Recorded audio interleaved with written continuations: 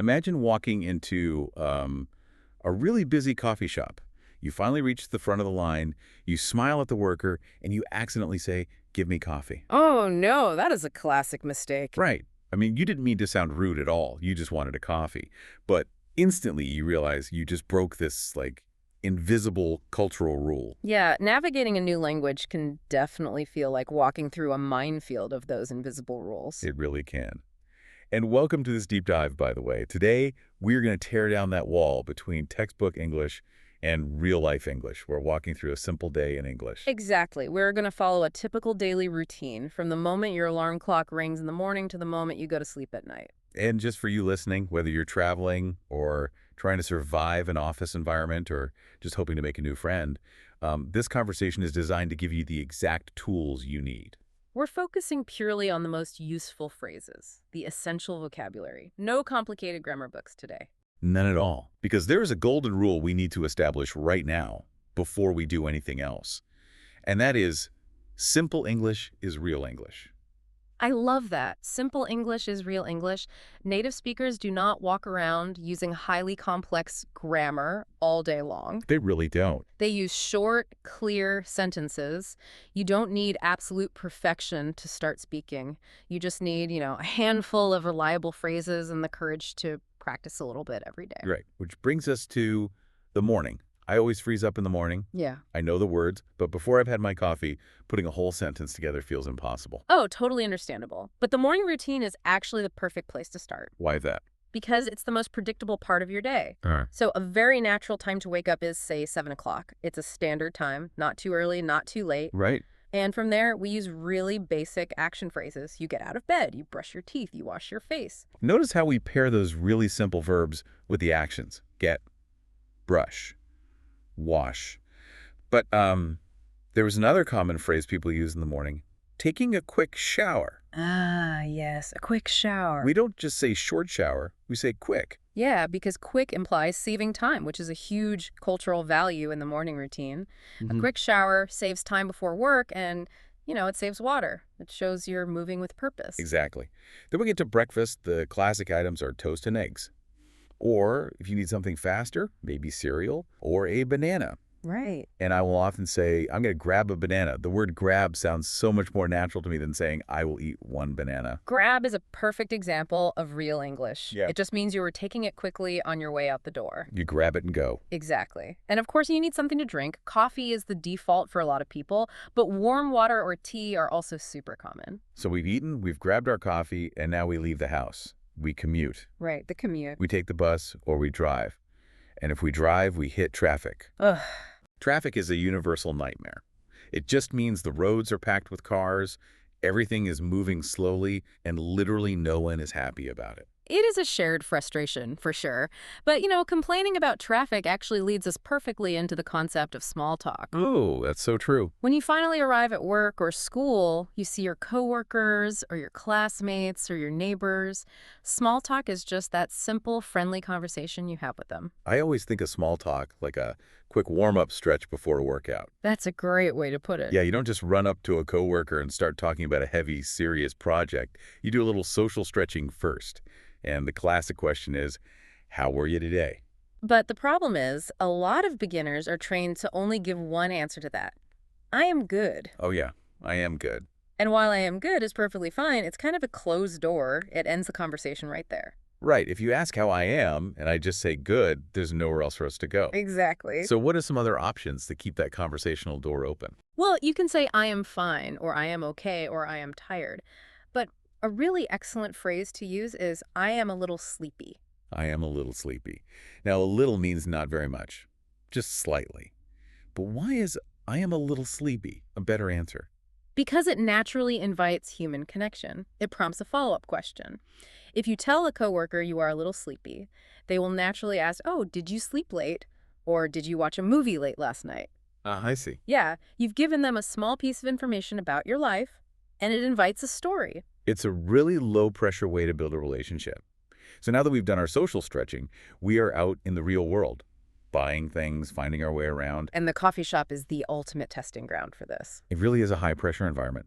There's a line of people behind you, The barista is moving fast, which goes back to my example at the very beginning of the deep dive. Right, the gimme coffee panic. Yes. If I panic and just say, I want coffee, it feels very blunt. It's grammatically correct, sure, but it sounds like a demand, not a request. It lacks social grace. A much better, softer phrase is, I would like a small coffee, please. I would like. It instantly lowers the tension, doesn't it? It does. It's polite. It's calm. I would like a small coffee, please. And once you say that, you have to be ready for the fastest question in the English language. Oh, yes. The worker will almost always ask for here or to go. When native speakers say it, it sounds like one giant word. For here to go. It can be terrifying if you don't know what it means. Let's break it apart for our listeners. For here means you want your drink in a real cup, to sit and drink inside the cafe. Right. And to go means you want it in a paper cup so you can leave with it. It's a simple concept, but just knowing that exact phrase is half the battle. Definitely. Now, what if we move from coffee to food? Say I want to buy a cheese sandwich, or a plate of chicken rice, or a bottle of water. I need to know the price. This is where a very common grammar trap catches people. Beginners will often ask, how many money? Yes, I hear that a lot. How many money? Why doesn't that work? I mean, we count money every day. Well, we count physical things, like coins and bills. $1, $2. You can ask how many dollars. But the word money itself is an uncountable noun in English grammar. Uncountable. Right, it's a general concept. Because you cannot say one money, two monies. You must use the phrase for uncountable things. How much is it? How much is it? Or how much is the sandwich? Exactly. It's a fixed phrase. Just memorize it and use it everywhere. Okay, so we bought our food. Now imagine you have your sandwich, but you're in a new city and you are completely lost. You need to stop someone on the street and ask for directions. Right. The essential directional phrases are pretty universal. Go straight for 2 blocks, turn left, turn right, on your right, or next to the bank. Simple and clear. But before I ask a stranger where the bank is, why can't I just walk up to them and say, where is the bank? Why do I have to use the phrase, excuse me, first? It really comes down to respecting personal space and time. When you stop someone on the street, you are interrupting their life. That makes sense. So, excuse me, acts as a social key. It signals to the other person, hey, I know I am interrupting you and I respect your time. It softens the interruption before you ask for help. It's a social buffer. You're warning them that a question is coming. Excuse me, where is the train station? Yes, it completely changes the tone, from an aggressive demand to a polite request for assistance. And it's so crucial in English-speaking cultures. Without it, people might feel really defensive or annoyed. Absolutely. Okay, so we've successfully navigated the city, and we finally arrive at our next environment, work or school. The chaos of the street is over. Now we are dealing with schedules, asking for clarification, and making lunch plans. Schedules give the day structure. We use time blocks to describe our routine. A common phrase is, I work from 9 to 5:30. Or, for a student, I study from 8 to 3. Right, from the starting time to the ending time. But the workplace or the classroom is also where you're going to encounter words or instructions you just don't understand. You have to ask for help. There are 3 vital phrases for asking for help. First, can you help me for a minute? Great one. Second, what does this word mean? And the third one is arguably the most important phrase you will ever learn. How do you say this in English? I view that phrase as a master key. Oh, it really is. Think about it. If you have a master key to a building, you can open absolutely any door. When you are learning English, how do you say this in English, is the key that unlocks all the vocabulary you don't know yet. Yes. Like if you are holding a stapler at work and you don't know the word, you don't need to panic. You just hold it up and ask your coworker, how do you say this in English? And that master key never stops working. It instantly transforms you from someone who is confused into an active learner. And people are almost always happy to supply the word. It totally takes the pressure off. And then, after a morning of working and learning, it's time for lunch. This is another big moment for socializing. You might ask a colleague, do you want to have lunch together? Now, if the answer is yes, the polite response is, sure, that sounds good, but what if you cannot go? Right. What do you say? You shouldn't just say a flat no. You say, sorry, I am busy. Maybe next time. Why do we add maybe next time? If I'm busy today isn't sorry, I am busy enough. Well, sorry, I am busy explains why you can't go, but maybe next time protects the relationship. Ah, It tells your colleague, I am not rejecting you as a person. I want to spend time with you. The timing just doesn't work today. it leaves the door wide open for future invitations. Exactly. It softens the rejection and keeps the workplace friendly. Okay, so we make it to lunch. Deciding what to eat often depends on the weather or the time. You might grab noodles or a quick sandwich if you're in a rush. If it's cold outside, warm soup is a great choice. And when you are deciding, you can express your physical state with very short, powerful sentences. I am hungry. I am thirsty. Or, after you eat, I am full. You can also use it for your schedule. I am free. Yes. These sentences are only 3 words long, but they communicate exactly what you need. Simple English is real English. Simple English is real English.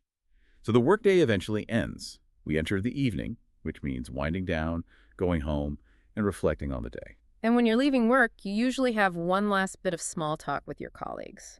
A very safe, universal topic is the weather. Weather is a shared experience. Everyone is experiencing the same sky. Right. You might look outside and note that it is sunny or warm, or, unfortunately, cloudy or rainy. Ugh, nobody likes a rainy commute. Wet shoes are a universal misery. Wet shoes are the worst. But the end of the day is also when we arrange evening plans. You might text a friend, are you free tonight? And if they are, you negotiate the time. You suggest, how about 7 o'clock? And a very natural way for them to agree is to reply, 7 works for me. 7 works for me. It means the time fits into my schedule perfectly. And then we head home. The evening routine is usually about maintenance and rest. You might cook a simple dinner, rice, eggs, some vegetables. And then you have to tackle the unfun chore of washing the dishes. The dreaded dishes. I hate washing dishes. We all do. But after that, you relax. A healthy routine might include just 30 minutes of targeted language study, not 3 hours, just 30 minutes. And then you might watch a comedy show to laugh and decompress before sleeping. But we also have to watch out for the smartphone trap. Oh, the smartphone trap. You get into bed and tell yourself, I am just going to check my phone for 5 minutes. And we all know 5 minutes easily turns into 30 minutes or an hour. It completely ruins your sleep schedule. It is a modern struggle for sure. But let's look at the language aspect of the evening. When the day is over, or when you wake up the next morning, you have to talk about what you did yesterday. This means we must face the past tense. The past tense. This is where a lot of learners feel like they hit a brick wall. Yeah, it gets intimidating. It doesn't have to be a wall, though. English verbs generally fall into 2 categories. We have regular verbs, which are very polite and follow the rules. You just add the EDD sound to the end. So work simply becomes worked. Cook becomes cooked. Watch becomes watch. Exactly.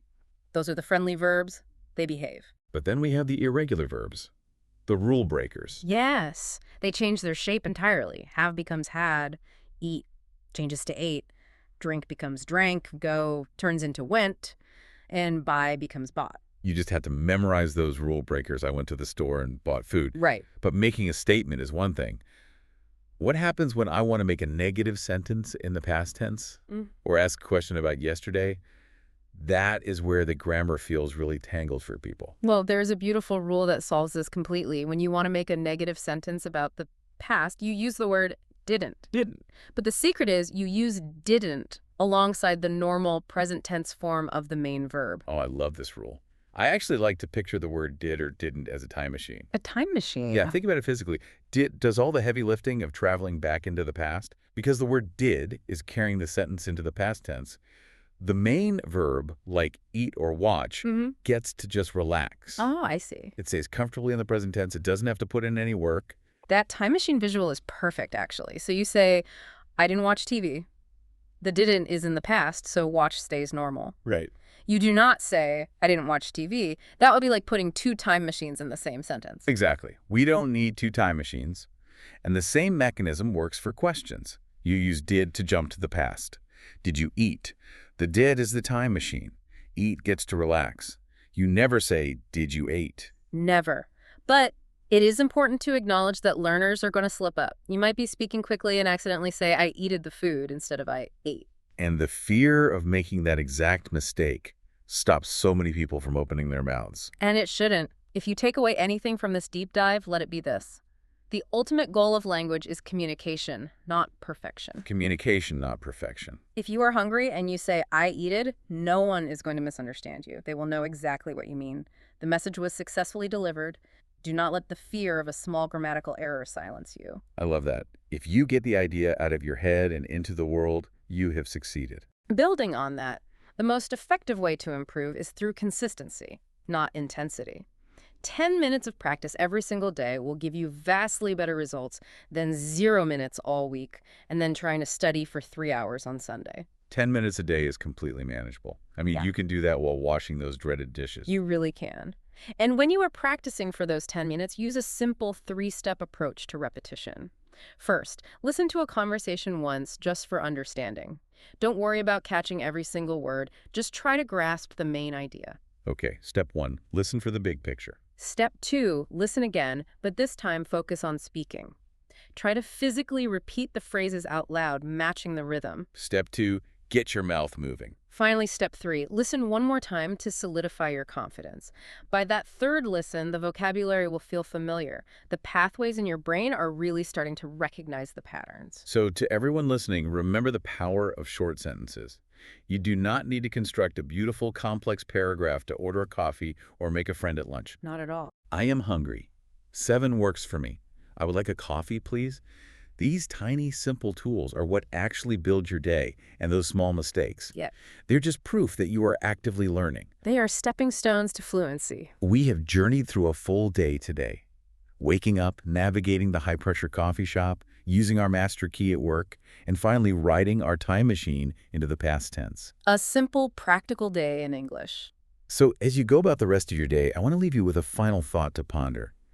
When you learn to describe your daily routine in a new language, you are doing something profound. Very profound. You're not just memorizing a list of vocabulary words. You are actually rewiring how your brain processes your own life.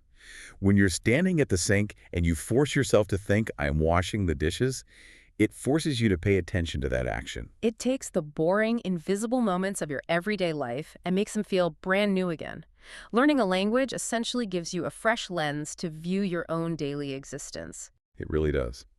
So tonight, I have a challenge for you. Try narrating your own evening routine silently in your head.